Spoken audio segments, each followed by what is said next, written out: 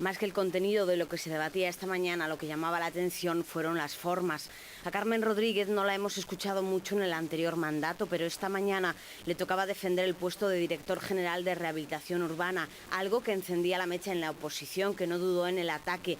Para el grupo de gobierno es un cargo necesario. Para populares y Democracia Ourensana, un pago de favores. Hai observacións e aclaracións que facer a este punto. Sí que hai que facer aclaracións, señora concelleira, que xa ten un nombre bonito, concelleira non eleta. Como ten que manter o bipartito a toda costa, de contentar a muleta que ten para que vostede sexa alcalde, vostede despilfarra recursos públicos. Porque non, señora concelleira non eleta. Os cidadáns toulle por apostar de que non lle pediron un director xeral de rehabilitación urbana. Sabe o que están pedindo os cidadáns a vista das falcatruadas económicas que vostedes están facendo?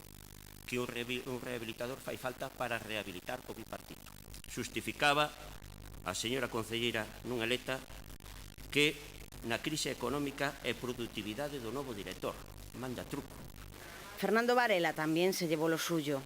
No anterior pleno, e non pude responder, o señor portavoz do Partido Popular nos quiso explicar que un goberno de coalición era aquel que se presentaban as eleccións dos partidos xuntos. Eso non é un goberno de coalición, eso é unha coalición electoral.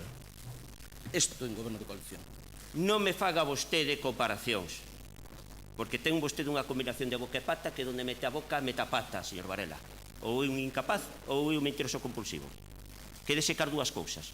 Eso en los primeros 20 minutos de pleno, que duró más de 3 horas y media, y el tono iba subiendo, así que había que aplacar los ánimos.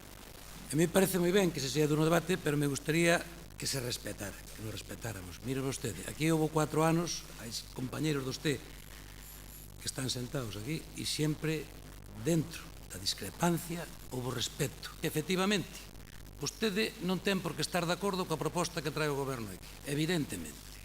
Pero non se pode olvidar de que os que estamos aquí non estamos por inspiración divina, estamos porque os ciudadanos nos puxeron. Porque os gobernamos 4 anos e decidiron que lle gobernáramos dos 4 anos. Y un mensaje aplicable a todos. Eu, de momento, me parece correcto que se desinta, que se discrepe, pero pido, por favor, para todos, respeto.